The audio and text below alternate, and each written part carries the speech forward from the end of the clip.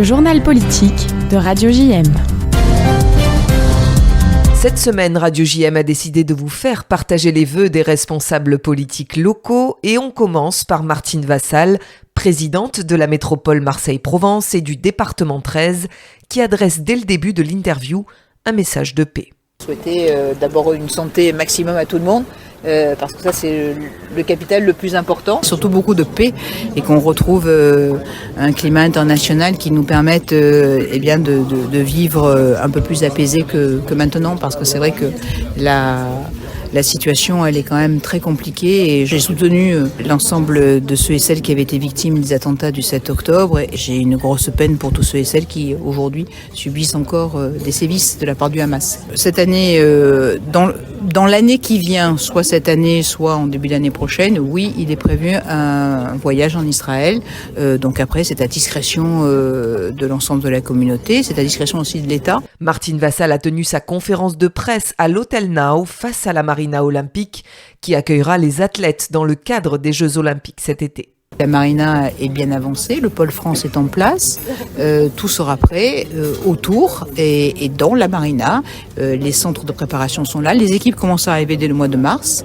On a pratiquement 34 centres d'entraînement où il y aura différentes équipes du monde entier qui viendront sur Trède, sur Aix, sur Miramas.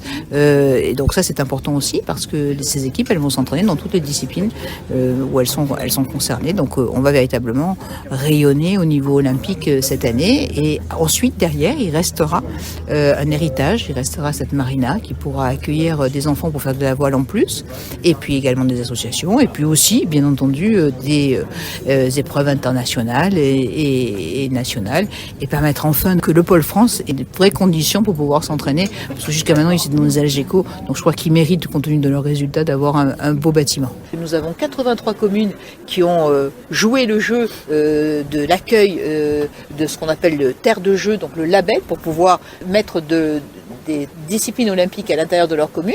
Et puis il y a 34 centres qui vont accueillir des délégations qui vont s'entraîner pour tous les sports, bien entendu. Donc avec aussi le passage de la flamme sur cette commune, je pense que ça va être une année olympique, en tout cas.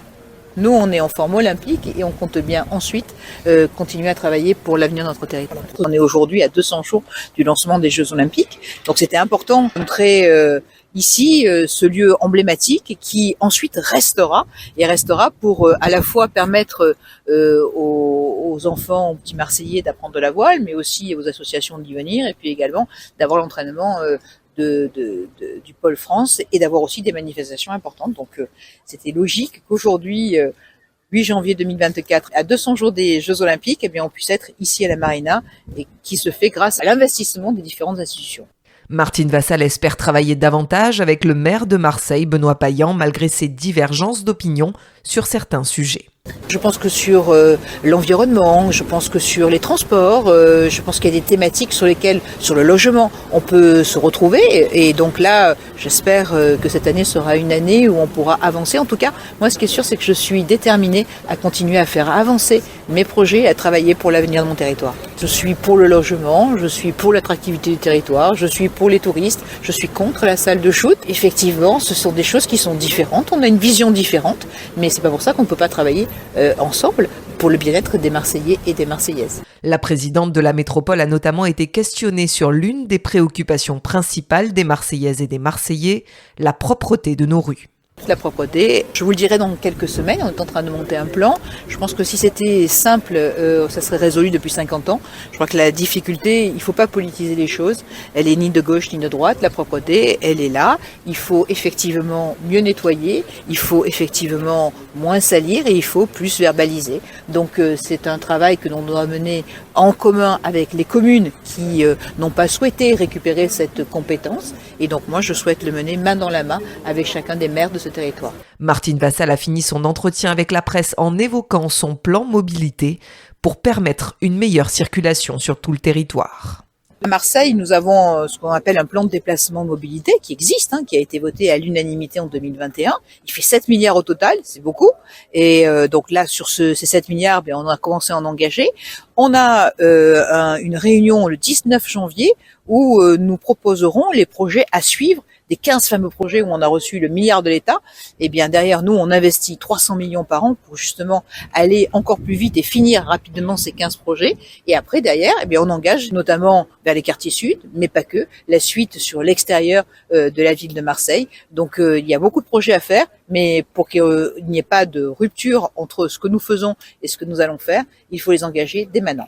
On a fait beaucoup pour les quartiers nord, donc aujourd'hui, le souhait c'est aussi de faire pour les quartiers sud, notamment le boulevard urbain vert, qui sera un prolongement, donc qui va traverser tout le Roi d'Espagne. Ça sera une promenade où on pourra balader, on pourra faire du sport, on pourra faire du vélo, des modes doux.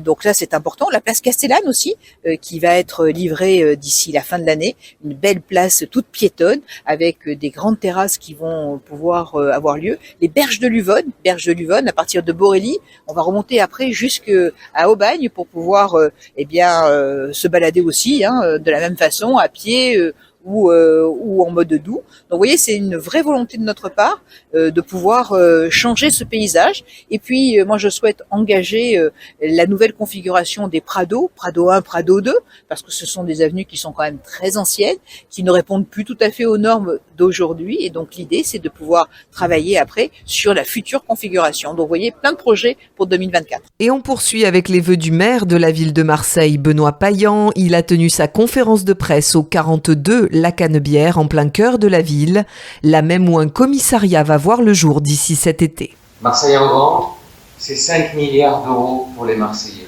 Personne dans toute l'histoire de la ville n'avait fait ça. 5 milliards d'euros pour relever la ville. 5 milliards d'euros pour réaliser ce que tout le monde croyait impensable. Parce que Marseille est et doit être une chance pour le pays. Pour réaliser nos ambitions, il nous fallait d'abord assainir les comptes. Quand nous sommes arrivés, les finances étaient exsangues. Tous nos comptes étaient dans le rouge. Nous étions au bord de l'asphyxie et du précipice. Et nous avons remis de l'or. Pour la première fois de notre histoire d'ailleurs, les agences internationales de notation financière saluent notre gestion budgétaire. Depuis combien d'années n'aviez-vous vu une ville de Marseille capable d'augmenter sa capacité d'investissement? Avec l'équipe municipale, nous avons d'ailleurs aussi bâti un plan pluriannuel d'investissement pour notre ville. Le rôle d'un maire, c'est de garantir à toutes et à tous l'égalité, la sécurité, la solidarité, la fierté. Et ça commence à l'école. Parce que l'école, c'est le ciment républicain qui nous fonde et qui nous unit. Ma première ambition, elle l'est pour l'école. Ici à Marseille, que l'on soit de la Castellane, de la Pointe-Rouge, de Saint-Mauron, de Saint-Jérôme, que l'on vienne des quartiers sud, des quartiers est ou nord, tous les enfants doivent avoir les mêmes chances. Et nous sommes en train de réussir notre pari. Ce sont 15 écoles complètement neuves qui accueilleront des enfants cette année. Une ville qui repense sa vie en commun. Et notamment en commençant par le centre-ville, avec une politique incisive de redynamisation et de revalorisation. Et nous viendrons en appui de l'action de la métropole pour le rendre vivant, apaisé, pour le rendre plus agréable, plus végétal, plus sûr. Nous n'avons jamais reculé, je n'ai jamais reculé, devant l'impérieuse nécessité de protéger les Marseillaises et les Marseillais. Construire un espace public apaisé est un devoir. Alors nous avons agi dès le début du mandat et obtenu rapidement du ministre de l'Intérieur 300 policiers nationaux supplémentaires. Nous avons créé de nouveaux postes de policiers municipaux. Nous avons doublé le nombre de places au concours de policiers municipaux. En 2024, nous allons renforcer encore leur action pour la rendre plus efficace, plus proche du terrain et protéger les Marseillais pour augmenter notre capacité d'action et de déploiement. Protéger, défendre, servir les Marseillaises et les Marseillais, voilà le cœur de notre engagement pour la sécurité de notre ville, avec la préfecture de police et avec ses services. Parce que c'est en agissant ensemble que nous parviendrons à apaiser le quotidien et à rendre l'espace plus stable. C'est en agissant aussi, main dans la main avec l'État, que nous pourrons accompagner dans sa bataille contre le narcotrafic international. En 2024, Marseille a été à nouveau émaillée de violence et de brutalité. Cette réalité est cruelle et c'est la responsabilité de tous d'agir pour endiguer ces drames. Ces morts, ce ne sont pas des faits divers, ce sont des drames qui endeuillent des familles tout entières. Ensemble, nous avons réussi à sécuriser les plus grands événements, de la venue du pape à la Coupe du Monde. Et nous relèverons bien évidemment le défi des Jeux Olympiques. Protéger Marseille, c'est agir pour prévenir la violence et la délinquance, et c'est aussi faire confiance aux héros du quotidien pour sauver celles et ceux qui sont en danger. C'est le rôle du bataillon des marins-pompiers. Et je veux ici leur dire ma pleine reconnaissance. En 2024, nous finirons les travaux indispensables du centre d'incendie et de secours de Malpasset, de Saint-Julien, et nous ouvrirons une école de marins-pompiers à Marseille pour former des générations et des générations de marins-pompiers. Au-delà, je continuerai de me battre pour que le bataillon dispose des financements nécessaires à son bon fonctionnement. Nous avons obtenu du gouvernement 5 millions d'euros de plus par an en 2023. Là aussi, c'est du jamais vu. Être en sécurité, c'est être en sécurité dans l'espace public. Mais c'est aussi être en sécurité chez soi. Ne pas avoir peur du quotidien, de se retrouver sans abri ou sans ressources.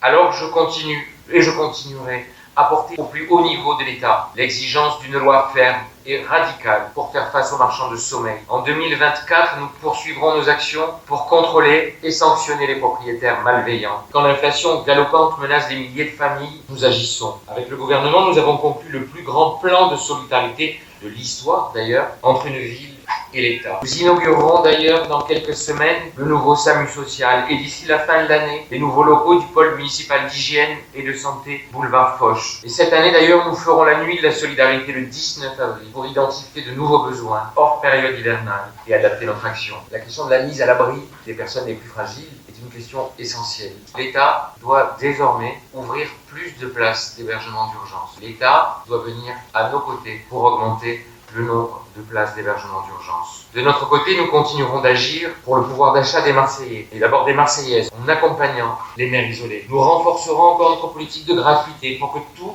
les petits de la ville aient accès à des activités sportives et culturelles. Nous voulons que les Marseillais puissent vivre heureux, protégés et se réapproprier leur vie. Nous avons inventé de nouveaux espaces de débat. Le conseil municipal des jeunes, les conseils municipaux des enfants, l'assemblée du futur. Nous avons créé une nouvelle charte pour renforcer nos liens avec les CI. Et nous franchissons cette année une étape. En juin prochain, les premières réalisations du budget participatif seront soumises au vote. À l'heure actuelle, ce sont plus de 400 propositions qui ont été émises par les Marseillaises et par les Marseillais, tant sur le site internet que lors de nos ateliers organisés. Face à l'engouement et à la forte demande dans tous les quartiers, nous allons étendre les budgets participatifs à toute la ville en 2024. En 2023, nous avons rouvert le MAC et déjà, il bat des records absolus d'affluence. Nous avons mis de la couleur avec de grands spectacles. Nous avons poursuivi notre politique de gratuité dans les musées. Aujourd'hui, la culture marseillaise devient enfin accessible, ouverte à tous, et nous poursuivrons nos efforts en 2024 en commençant les travaux de la médiathèque Loubon et en accueillant à nouveau de grandes expositions. Marseille évolue, elle change, elle continue d'attirer de nouvelles personnes qui viennent la découvrir, qui veulent y passer un moment de leur vie, s'y installer définitivement, y passer des vacances. Parce qu'elle est toujours cette capitale singulière qui fait du partage et de la diversité le cœur de son existence. Le journal politique de Radio JM.